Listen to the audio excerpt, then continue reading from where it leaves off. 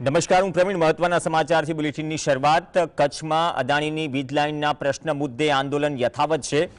કિસાન સંઘે કહ્યું કે ભચાઉના વાઢિયામાં ખેડૂતોને વળતર ચૂકવ્યા વગર ખેતરમાંથી વીજ ટ્રાન્સમિશન લાઇન પસાર થઈ રહી છે અને કંપનીની દાદાગીરી સામે ખેડૂતો આંદોલન કરી રહ્યા છે. કિસાન સંઘના આગેવાન શિવજીભાઈ આહિરે કહ્યું કે ખેડૂતોને એક પણ રૂપિયાનું વળતર આપ્યા વગર પોલીસ બંદોબસ્ત સાથે વીજ પોલ નાખવામાં આવી રહ્યા છે, જેથી અમે કલેક્ટરને તાત્કાલિક આ પોલીસ પ્રોટેક્શન હટાવવાની માંગ કરી છે. શિવજીભાઈએ કહ્યું કે ચૂંટાયેલા કયા પ્રતિનિધિઓ અસરગ્રસ્તોને મળવા ગયા? જો આવી જ સ્થિતિ રહી તો આવનાર દિવસોમાં ગામડામાં ઘૂસવા નહીં દઈએ અને દરેક કાર્યક્રમમાં અમારા વિરોધ માટે તૈયાર રહેજો. કિસાન સંઘે કહ્યું કે કલેક્ટરે સ્વીકાર્યું કે અમારા હાથમાં કંઈ નથી, આ બધું જ સરકારના હાથમાં છે. શિવજીભાઈએ કહ્યું કે જો નવસારીમાં કલેક્ટર આદેશ કરી શકતા હોય તો કચ્છમાં કેમ ન થઈ શકે? કચ્છના નેતાઓ પર આકરા પ્રહાર કરતા કિસાન સંઘે કહ્યું કે જો નવસારીમાં થઈ શકતું હોય તો શું કચ્છના પ્રતિનિધિઓમાં દમ નથી?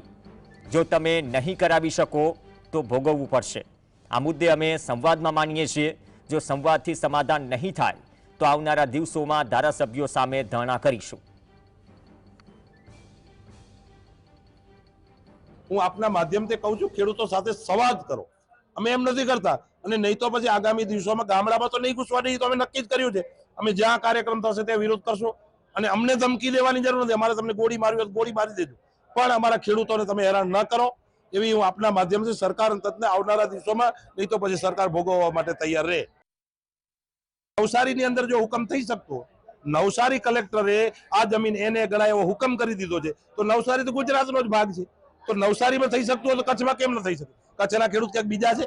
એટલે મને એમ લાગે છે કે આ ચૂંટાયેલા કચ્છના પ્રતિનિધિઓને કહું છું કે નવસારીમાં થતું હોય તો તમારામાં દમ નથી, તમે નથી કરાવી શકતા, એટલે કરાવવું જોઈએ. નહીં કરાવે તો પછી હવે ભોગવવું પડશે. બીજું તો